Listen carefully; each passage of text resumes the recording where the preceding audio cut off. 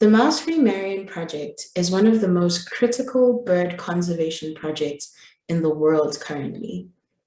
This collaborative project between BirdLife South Africa and the Department of Forestry, Fisheries, and the Environment is the largest island restoration attempt in history and stands ready to save the largest breeding island for the iconic Wandering Albatross, as well as other seabirds from invasive mice.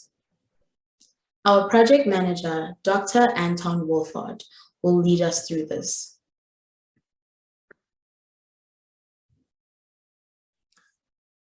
Hi, everybody. My name is Anton Wolfaardt, and I am the project manager of a project titled Saving Marion Island Seabirds, the Mouse-Free Marion Project. It's quite a mouthful as a title for a project, and some of you might think it's a very bold and ambitious title, and it is, but it does accurately reflect the aims of the project and our objectives. And that is to rid Marion Island of the invasive mice that have been there for some 200 years, to secure a positive conservation future for its globally important seabirds and the other remarkable subantarctic biodiversity that call it home. So in this presentation, I'm going to be telling you a little bit about Marion Island, this amazing, awe-inspiring place, which is, as I mentioned, home to really remarkable populations of seabirds and other subantarctic biodiversity. But it's also a story about an island that is facing a grave threat. So mostly it is a story about a project which aims to address that threat and to restore the ecological integrity of this incredible island and to secure a favorable conservation future for its important seabirds and the other biodiversity that is found on the island. It's important to note, and I will reflect throughout the presentation, that the project will not only benefit seabirds. Seabirds are just the flagships for the system. The benefits of removing mice from Marion Island will certainly extend to other taxa and indeed to the entire ecological integrity and ecological processes of the island. So as mentioned, I am the project manager, and but with all projects of this nature, it really is a team effort. And I am here today presenting on behalf of our team. The project is formally a collaboration between the Department of Forestry, Fisheries, and the Environment, who are the government agency responsible for the management of the Special Nature Reserve, and BirdLife South Africa. And BirdLife South Africa have also established the Mouse-Free Marion non-profit company as a special purpose entity to facilitate the implementation of this project. But the partnership and the collaboration extends much wider than that. It includes various university institutes and includes you, the general public, because many of you have already contributed to supporting the project in a variety of ways, from contributing funding to spreading the word of the importance of the project and why it is necessary. So I thank you for that, and I hope that this presentation inspires and motivates you to continue supporting the project and helping us achieve the outcomes, because we can't do it alone. We need your help and your support.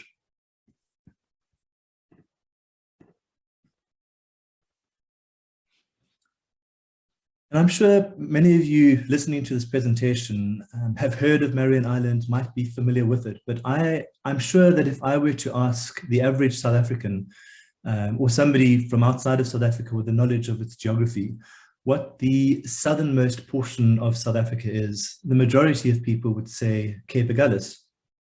But this obviously doesn't take into account these two remote island outposts that do form part of South Africa and occur some 1,500 kilometers further south from Cape Agulhas, almost halfway between Cape Town and Antarctica. So these two islands are collectively known as the Prince Edward Island Group, tiny specks of land in the Southern Ocean. Two islands, as I mentioned. We have Marion Island, which is the larger of the two at just less than 300 square kilometers or 30,000 hectares. And about 20 kilometers northeast of Marion Island, we have Prince Edward Island, which is considerably smaller at about 45 square kilometers or 4,500 hectares. So important outposts, part of South Africa, and actually really the southernmost part of South African territory. So the red arrow here depicts the location of the Prince Edward Islands, and you can see that they form part of a group of subantarctic islands that reach up from the floor of the Southern Ocean in a ring around the continent of Antarctica. You can see a few more islands dotted around in this area called the subantarctic. And to understand the ecological attributes and importance of these islands, it's useful to consider the location of the islands within the context of the Southern Ocean. I'm sure many of you have heard of the Southern Ocean and are aware of its ecological importance. It's a massive bulk of water that moves in an easterly direction around the continent of Antarctica with very little in the way of land masses to impede its flow. It's an incredibly productive ocean system, and the Prince Edward Islands, like many of the others, lie within this Antarctic circumpolar current between the subtropical convergence in the north and the Antarctic convergence or polar front in the south. And these are important oceanographic features, these fronts, which contribute towards the productivity that we see in these sorts of areas. Where these fronts meet, these different densities of water facilitate the vertical mixing of water that then bring nutrients from the deep waters up to the sunlit areas where they can be made available to microscopic phytoplankton that can then use the nutrients in photosynthesis. And this then forms the basis of an incredibly productive food chain. So the availability of food in these areas is very high, which results in large aggregations of zooplankton, which in turn attract fish, squid, and top predators such as seabirds, seals, and whales. So we've got an area that's incredibly productive and supports a large biomass of marine predators. And the location of these islands in the very productive waters of the Southern Ocean make them havens for an abundance of wildlife. The wildlife, and especially the marine top predators, thrive in these productive waters. And although many of these marine top predators spend the majority of their time at sea, in the case of seabirds and seals, they do need to come ashore to breed, to rest, and in some cases to molt. And the number of these islands, as you saw in that last illustration, in the Southern Ocean is quite limited. So with few places to choose from, they tend to attract massive aggregations of breeding seabirds, including albatrosses and penguins, and of course seals as well, that also come ashore to breed, to molt, and to rest. And in the case of the Prince Edward Islands and the seabirds, or the avifauna, there are 28 bird species that have been recorded breeding on the Prince Edward Island group. All except one of these species are seabirds, the exception being the letter sheathbill, which is a shorebird that is closely related to oyster catchers. And perhaps the most charismatic group of seabirds is the albatrosses, these icons of the open ocean. And there are 5 species that breed on the Prince Edward Islands, 4 of which breed on Marion and all 5 on Prince Edward Island. So again, perhaps the most iconic of these and the most well-known is the Wandering Albatross, which you see depicted in this illustration over here. And you may not be aware, but the Prince Edward Islands support almost half of the global population of wandering albatrosses. So a really important responsibility that we as South Africa have in making sure that the breeding sites of those islands are well protected and secured and have a positive conservation future. Marion Island alone supports about 1/4 of the world population, just really highlighting again its importance in a global sense. Then we have the grey-headed albatrosses that breed on both islands, and again the islands support a significant proportion of the global population, again just affording or highlighting the importance of these islands for those global populations. We have sooty albatrosses and light-mantled albatrosses that breed on both islands, and then Indian yellow-nosed albatrosses that breed only on Prince Edward Island and not on Marion Island. So a really amazing and important group of albatrosses that breed on Marion and Prince Edward Island. The other well-known and popular group of seabirds that breed on the Prince Edward Islands are the penguins, and there are 4 species that breed on both islands. Have large colonies of king penguins, colonies of gentry penguins, which tend to be more dispersed and breed further, they breed from the coast and further inland. And we also have two species of crested or eudiptid penguins, large, impressive colonies of macaroni penguins and colonies of eastern rockhopper penguins all along the coast of the island. So yeah, remarkably important sites for both albatrosses and penguins. There are a number of other seabirds that I'm not going to go into any detail in presenting, but just to say that visually it is the surface nesting seabirds that dominate the islands. But there are other groups of seabirds that are perhaps not quite as obvious when you visit the island. And this is because they breed underground in burrows and leave from and return to the island during darkness to avoid predation by other seabirds such as skuas. This includes species such as the white-chinned petrel that you see here, species such as the grey petrel, Solvans prions, great-winged petrels, a number of species, again, just highlighting the importance of Marion Island for a number of seabird populations that breed on the island.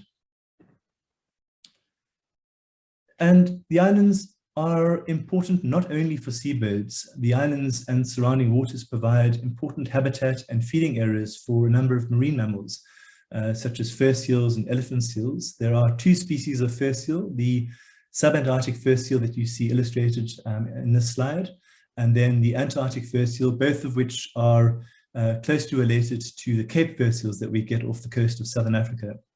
And then important populations of southern elephant seals, and then the waters are important for groups of orcas or killer whales as well. And it was the marine mammals that really motivated the first human landings on the island. Although the islands were discovered long before, it wasn't until the end of the 18th century that the first landings were actually made. And this was at a time when there was a large demand for fur seal skins. And as with many other subantarctic islands and the Antarctic Peninsula, and indeed parts of the South African coast and Namibian coast, sealing parties headed to the Prince Edward Islands to exploit this valuable resource. Elephant seals were also killed for their valuable blubber that produced high quality oil when using these cast iron tripods, as shown in this photograph. But this wasn't a very long-lasting industry. By the 1850s, the sealing industry had largely come to an end, presumably because most of the seals had been killed and it was no longer viable to continue harvesting them. And the exploitation of seals on these subantarctic islands, and indeed elsewhere, drove these targeted populations to very low numbers. But fortunately, once that harvesting had ceased, many of these exploited seal populations have made a recovery. And this is a principle that I will come back to again in this presentation, and that is that if given the opportunity to recover from these threats, wildlife and these ecosystems are actually quite resilient and are able to do so if given the opportunity. Unfortunately, though, although the direct impacts of harvesting had now come to an end, the impacts that sealers had on Marion Island was not limited to that direct exploitation. Unfortunately, the sealers brought with them accidentally stowaways in the form of house mice. And the house mice have unfortunately had a devastating impact on the island. And this really forms the main thrust of the Mouse-Free Marion Project and indeed this presentation. So following this era of direct exploitation, human activities on Marion and Prince Edward Island declined, with very few visits made to the islands between about 1840 and 1947. And then at the end of 1947, the islands were occupied by South Africa, mainly for strategic reasons. And in 1948, the islands were formally annexed by the South African government. And at that point, a weather station was established on Marion Island. And this really marked the beginning of a new era of island research to move away from direct exploitation to an era of research and conservation management that has continued to develop until this day. So although its strategic importance is still recognized, today the Prince Edward Islands are valued primarily for their role in research and conservation. As I indicated in the previous slide, initially there was a weather station established on the island soon after the annexation. And the meteorological observations that have been undertaken on the island without a break since 1948 are amongst the longest continuous records for the region, and they continue to provide us with really valuable data and insights into ongoing investigations into climate change. And it's useful to just characterize the different phases of research on the island. In the early days, there were sort of basic or baseline data collection and reconnaissance expeditions to really describe the ecological and geological attributes of the island. And that's really kind of evolved into the sort of current focus, which is on global environmental change and the conservation of the island's ecosystems. And it's useful to note that many of the research projects and programs that have been underway on the island have been continuing for decades. And South Africa has a very proud record as a leading nation in Antarctic and subantarctic research and management.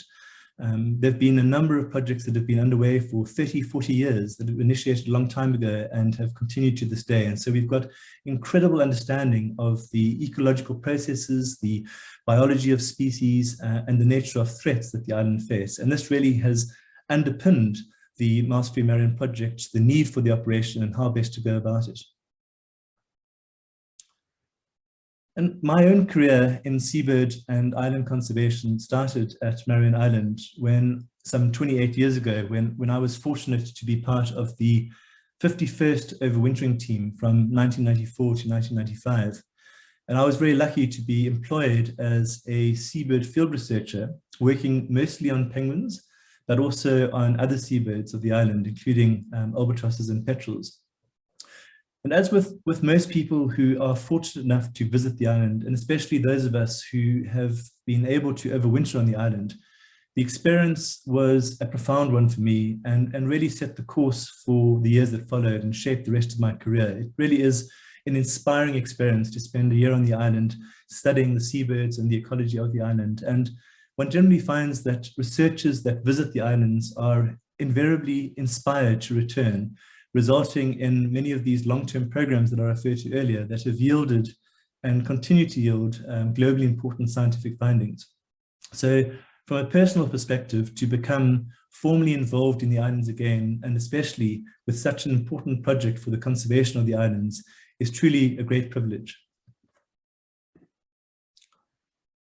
So I mentioned earlier that the islands are a haven for wildlife, but it's also important to reflect that not only are they a haven for wildlife, but they are globally important sites for seabirds and other subantarctic biodiversity.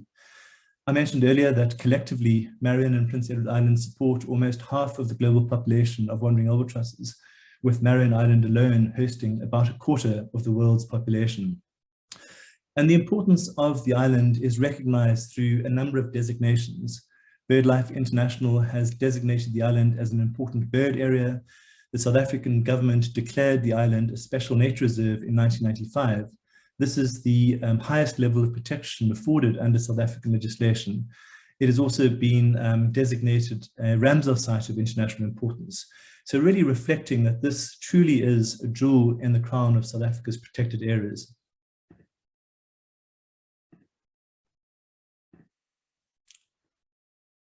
But unfortunately, Marion Island is no longer the safe haven that it used to be. As I mentioned earlier, an unfortunate byproduct of the early human visitation of the island was the accidental introduction of house mice. We know that the mice were accidentally introduced in the early 1800s, sometime before 1818, and they almost certainly arrived as stowaways on the vessels of the sealing parties that came to the island to exploit the fur seals and elephant seals on the island. And these mice have been having a devastating impact on the island ever since.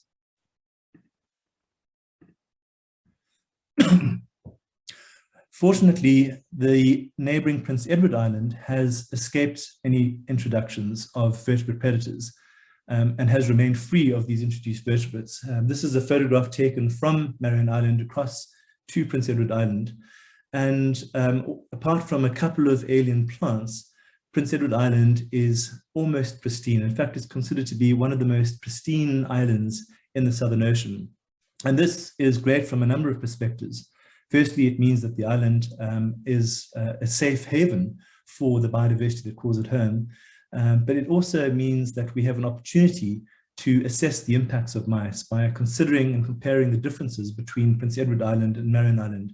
We can use Prince Edward Island as a reference when we look at the impacts of Marion Island, and when we monitor the recovery of the ecosystem on Marion Island following the eradication of mice. So we do need to consider another introduced predator, and I'm sure many of you will be aware of the history of feral cats on Marion Island. So the mice had been on the island for over 100 years by the time South Africa annexed the island in 1948 and established the weather station there. And in those early years, mice proved to be a major nuisance for the teams at the weather station. At the time, it must have seemed like a good idea to bring along a few domestic cats that could help deal with these pesky mice. And I know that to us, this seems like a highly irresponsible action and would certainly not be permitted today. But there were different times with different mindsets, understanding and attitudes towards conservation. Unfortunately, as we would all predict, these domestic cats soon left the comfort of the base and discovered an absolute abundance of food across the island in the form of naive seabirds, especially the populations of burrowing petrels. These seabirds were literally sitting ducks. The seabirds have evolved on islands without any indigenous mammalian predators and simply have developed no defense mechanisms against them. And so they are completely naive about these novel predators. So by the 1970s, that small domestic cat population had now increased to a feral cat population of some 2,000 individuals. And these 2,000 individuals were estimated to be killing just less than 500,000 seabirds every single year. These were mostly burrowing petrels, and clearly something which is not sustainable and had disastrous impacts on populations of seabirds on Marion Island. Fortunately, given the impact that cats were having on the island, South Africa started preparing to eradicate cats. At the time, many considered it too challenging a project. It was too large an island to consider the eradication of cats. Nobody had even considered eradicating cats from an island anywhere near the size of Marion. But it took a few bold, ambitious individuals to say that this is something that had to be done and could be done. Led by Professor Matan Bester from the University of Pretoria, they adopted a systematic, scientific, and persistent approach that eventually led to the successful eradication of cats from Marion Island by 1991. And this, it must be said, was an incredible feat, and South Africa really set an example for others to follow. It remained the largest island from which cats had been eradicated for a very long time, up until a few years ago. And we really were considered world leaders in this regard. There are some differences between the approach to eradicating cats on Marion Island and the approach that we would need to use to eradicate mice. But they really kind of set an example for us to follow, and we want to follow in their footsteps and complete the removal of introduced predators by removing mice from the island. So with the cats now eradicated, introduced mice comprise the only invasive predator on Marion Island. And we've known for some time that these mice are having a significantly adverse negative impact on the ecology of Marion Island. Mice are highly adaptable and voracious omnivores that reproduce rapidly and can eat almost anything in such quantity that they can alter ecological processes and simply drive an ecosystem into a state of crisis. So prior to the early 2000s, a number of studies highlighted these negative impacts on the terrestrial invertebrates of the island and the vegetation. Mice prey on invertebrates such as this endemic flightless moth over here. And it is a species which is incredibly important, not only because it's endemic, but also because of the ecological role it plays in the system, and that it breaks down decomposing plant and helps recycle nutrients on the island. And this is where I need to just highlight the influence of climate change on the island. Due to a warming and drying climate, the mouse population on Marion Island has increased substantially over the last 30 years or so. It's estimated that the mouse population has increased by over 500% between the 1980s and the present day. And this has obviously led to increased impacts of the mice on the invertebrates of the island and the terrestrial ecology of the island. So as the climate became warmer and drier, this expanded the amount of time that mice have available to breed, because they're not particularly well adapted to breeding in the very cold, wet winters. And as I mentioned earlier, they are very rapid breeders, and this led to a massive increase in the densities of mice, which then drove down very rapidly the biomass of the invertebrates such as the flightless moth. And we now estimate that the population or the biomass of the flightless moth has been reduced to less than 10% of its original numbers. And because of its important ecological role in the Marion Island ecosystem through the nutrient cycling, this has really served to undermine important ecological processes. And in addition, this has also had an adverse impact on the lesser sheathbill population, because the lesser sheathbill population historically relied on the invertebrates in the winter period. Most of the food that it would rely on in the summertime was associated with seabird breeding colonies, which are most active in the summertime. And so this competition with the mice for these invertebrates has resulted in a reduction in breeding success for the lesser sheathbill. So I mentioned earlier that there are a number of long-term research programs underway in Marion, and we have a very good understanding of the impacts that mice have had on this terrestrial ecosystem. And for many, many years, there were discussions around these impacts, but it was not considered possible to do anything about the impacts that mice were having. It was just considered too challenging a prospect. And then at the start of the 21st century, something shifted. From about 2003, presumably as their invertebrate food resources dwindled and the mice had to find other prey sources, it became evident that the mice had now started attacking seabird chicks. And as I mentioned earlier in relation to the cats, the seabirds have not evolved any defense mechanisms against these novel attacks. And they're literally sitting ducks, completely naive to these novel predators. Initially, the attacks were localized, infrequent, but very quickly started expanding, both in terms of the extent of the island and the number of species. And in this slide, I've included some photographs of the gray-headed petrels that have been scalped, light-mantled albatross chicks, and wandering albatross chicks. So it really now has become a much larger issue than had previously been considered. And I'm now going to show a short video which will be distressing to some of you, but provides an important visual indication of what is happening and how distressing it must be for the seabird chicks themselves.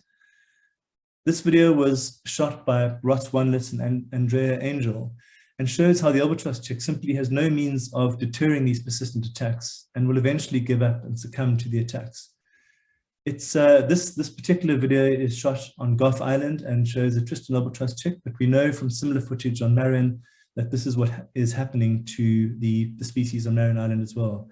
So a really gruesome, agonizing and distressing way for individual chicks to go.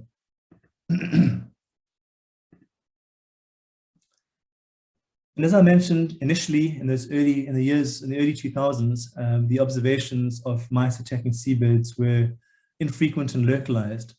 Ongoing research has now shown that, unfortunately, the frequency and extent of mouse attacks on seabirds has continued to increase.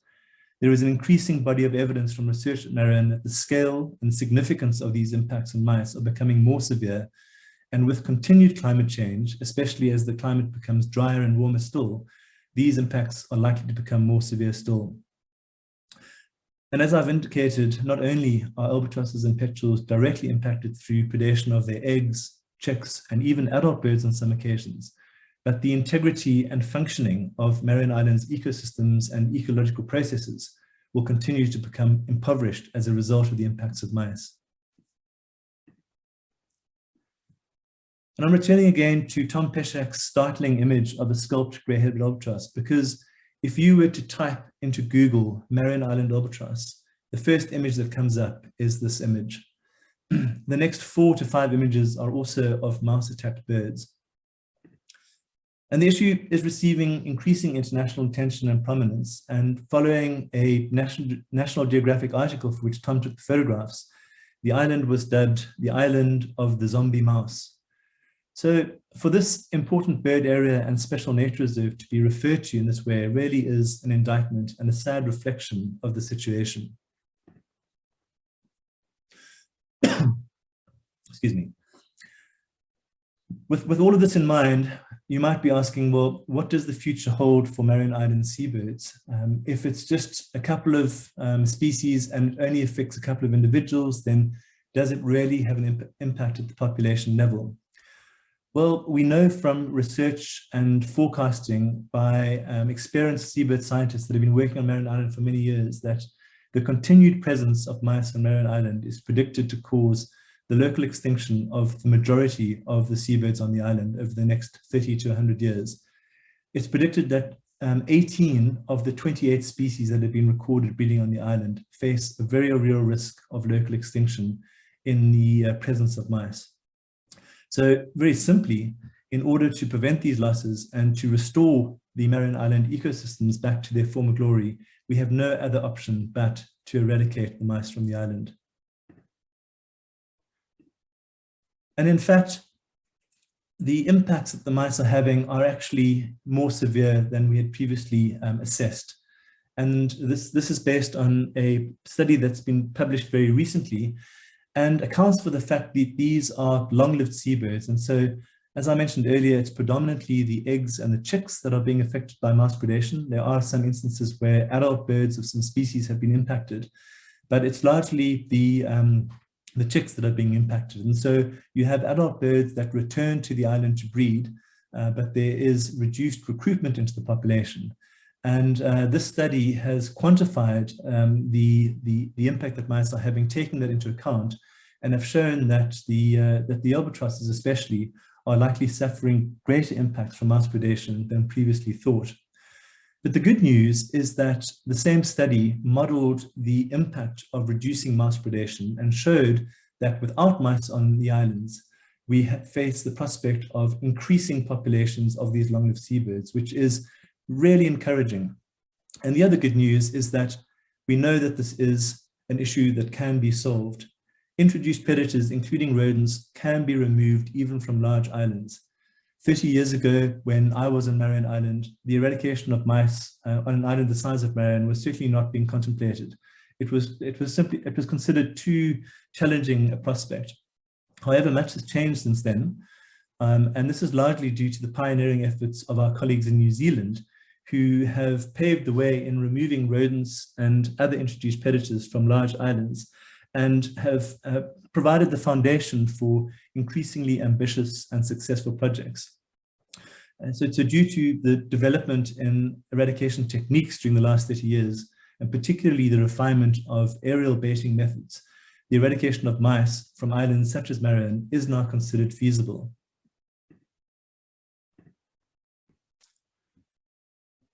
So aerial broadcasting of rodenticide bait by helicopters has become the standard method used in rodent eradications on islands, especially large islands, and is the only method that has proven successful on very large islands such as Marion. And the images that I'm showing here are of the operation on South Georgia and serve to illustrate the basics of the operation.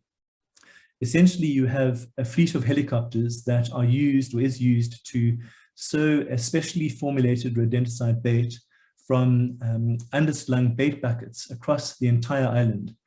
It's important that every single mouse territory needs to be covered and have bait broadcast across it. And this is done twice to ensure that the bait persists for long enough to complete the task. And integral to the use of helicopters are the technological advancements associated with geographic positioning systems and geographical information systems, which enable precision flight lines to be planned, flown, and monitored in almost real time.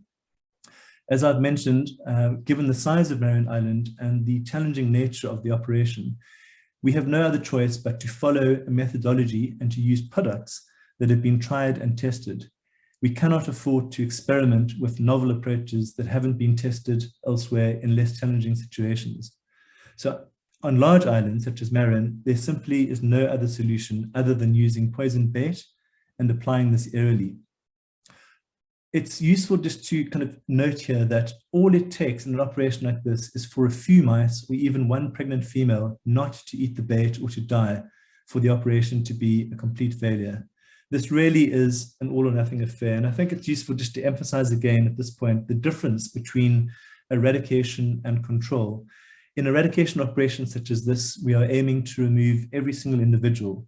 In an operation which is aiming to control rodent numbers, to keep them at a low level, that's a very different aim. It's not something that is considered practical on an island that is as large and topographically complex as Marion. So we have to undertake an eradication operation to ensure the sustainability of the impact of the operation.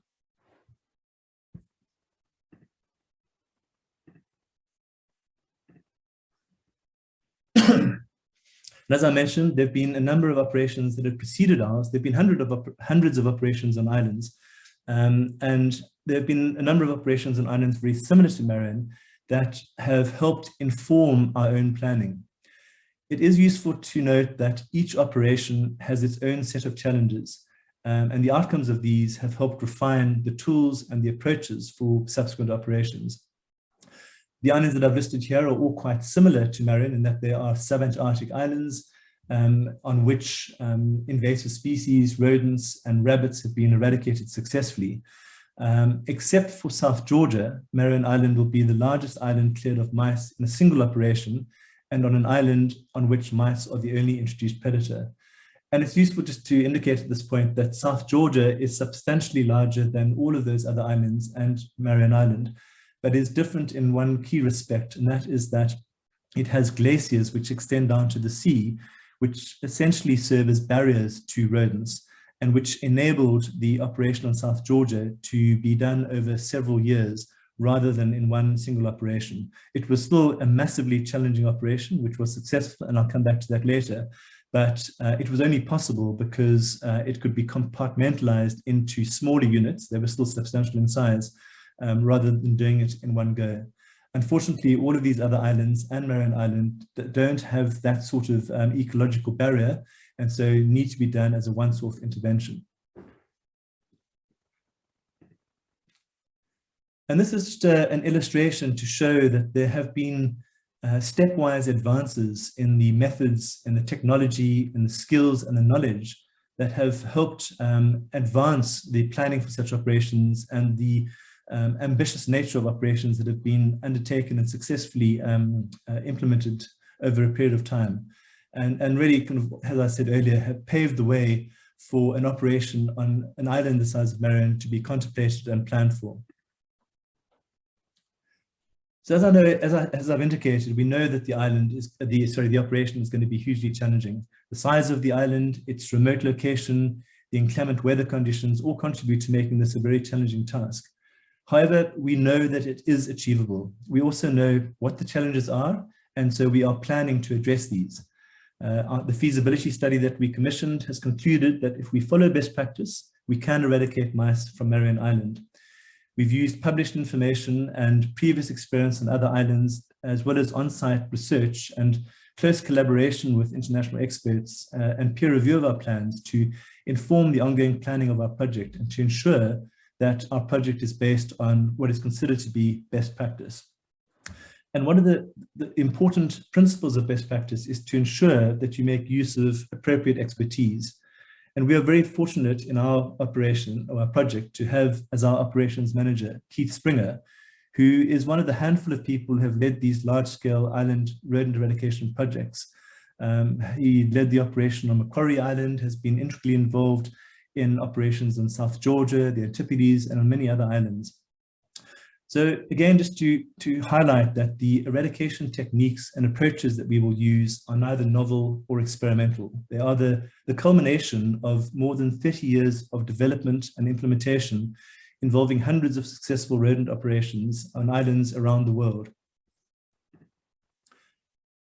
I've mentioned that the only method that has proven successful in eradicating rodents from large oceanic islands is through the aerial broadcast of rodenticide bait.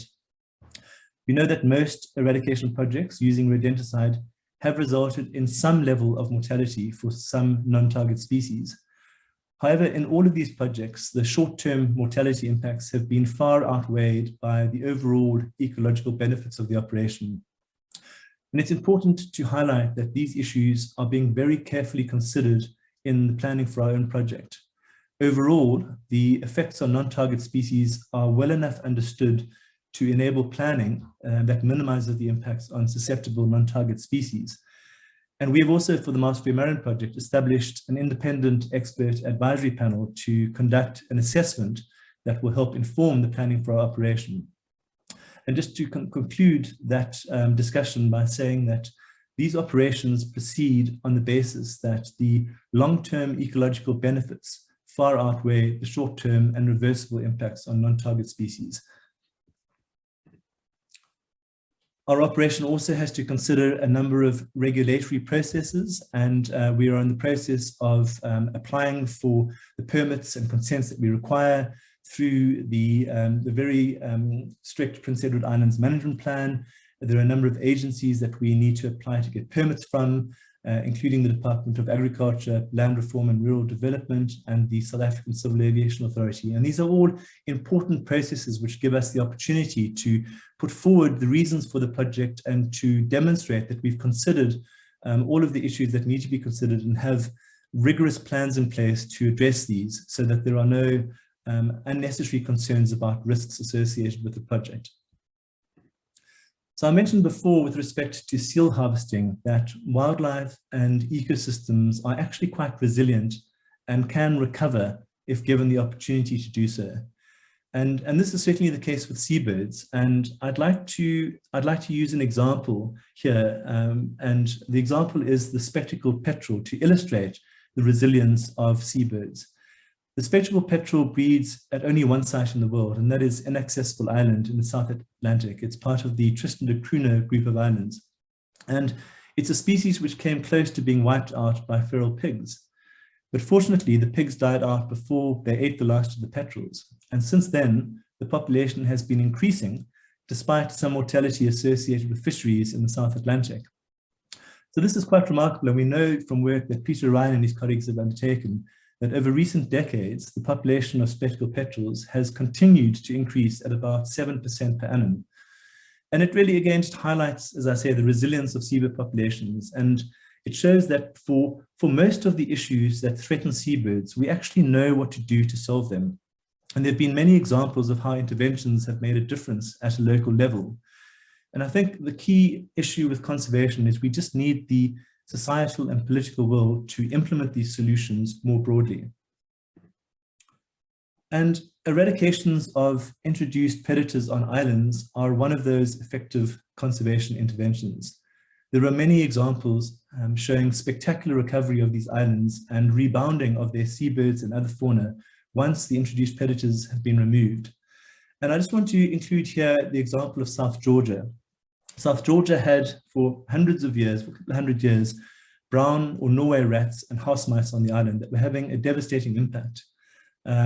So a very small UK-based charity, the South Georgia Heritage Trust, decided that they were going to take on the project of eradicating these introduced rodents from the island. It was a massively challenging task, but what they did was they approached the project systematically and scientifically, and they succeeded in eradicating those introduced rodents. And I'd like to just highlight that the outcome of that has been spectacular. And I've included here a slide showing somebody who I'm honored to call a friend and colleague, Sally Ponce, who has arguably done more for South Georgia in terms of its conservation than any other individual. Sally was involved with some of the eradication operation, but has been much more actively involved in monitoring its recovery. And I've had the opportunity to speak to her from time to time in recent months about the recovery of South Georgia. And it's truly inspiring listening to her and talk about how South Georgia is transforming after the introduced rodents have been removed. And I've just included an excerpt from a recent article in the New York Times where she writes, "Their calls are coming back now through the night where it was silent before.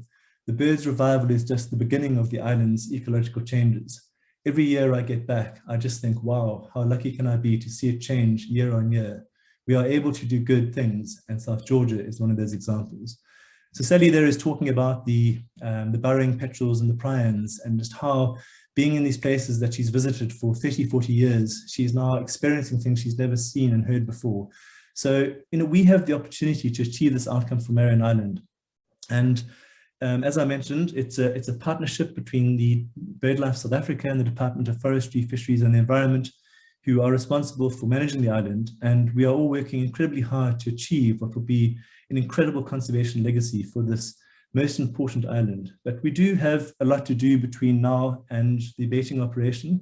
In particular, we need to raise significant funds to undertake the work. And we've received a lot of support from people like the Minister of the Department of Forestry, Fisheries and the Environment, Barbara Creasy, from Professor Tony Martin, who was the head of the South Georgia eradication operation, from the Honourable Graça Machel, who's the former Chancellor of the University of Cape Town and former First Lady of both South Africa and Mozambique, from Patricia Zarita, the Chief Executive Officer of BirdLife International, from Professor John Croxall, one of the world leaders in seabird ecology and science, and from Peter Harrison, who is one of the doyens of seabird conservation. So these are all individuals who have wished us well, who have indicated how important it is for us to eradicate mice from Marion Island, to safeguard its seabirds and also the ecological integrity of the island. And I'd just like to finish off by saying that we have an incredible opportunity on Marion Island because we still have viable seabird populations. In many other cases, the impacts of invasive species have been such that some of those species have gone locally extinct and require active restoration. We are confident that once we remove this threat, that these seabird populations will be able to recover from hundreds of years of impacts that the mice have had. So the project will, as I say, help improve the conservation status of a number of important and remarkable seabirds and also contribute to the recovery of the entire ecosystem of Marion Island. And I think there can be very few major conservation initiatives around the globe that yield such a rapid return on investment, money and passion. This really is quite a unique conservation project. It's a once-off investment that yields ongoing conservation benefits with little to no ongoing costs. It's one of those rare conservation projects where we can really turn back the clock. We can actually push back that threat line to give these species and populations an opportunity to recover from a threat that they've been facing for some time. And I think by highlighting what can be achieved when government, NGOs, the research community and civil society come together to save a precious part of our planet, we can prove that it is possible to make a difference. I think importantly, we want to stop images like this being the impression of Marion Island that is presented to the world. Rather, this is the image that we want to promote. Majestic albatrosses soaring safely at sea, just offshore of their protected breeding sites, which are now free of introduced predators. So just to finish off, I'd like to thank you again for the opportunity to speak to you about the project. I mentioned at the beginning that my hope was that this presentation would inspire you to continue supporting the project in whatever way you can. And I hope that we've achieved this objective. We do need your help. Together, we can make a difference and we can leave an incredible conservation legacy. As I mentioned, you can help in a number of ways. One of our greatest needs is funding, and so all donations and funding support are greatly appreciated. And there are a number of ways to do this, and those are listed and more information is provided on our website. But you can also help by spreading the word about the project and highlighting its importance to your friends, through your networks, because by doing that, you help us get closer to being able to eradicate mice from this remarkable island.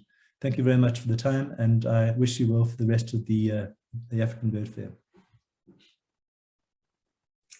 Thank you to Anton and the Mouse-Free Marion team for the presentation, as well as all the hard work going into conserving our seabirds. Please consider supporting the project and sponsoring a hectare through our website, www.mousefreemarion.org. We are sticking to the seabird theme next with our feature on our Bird of the Year 2022, the Cape Gannet. See you there at 1 p.m.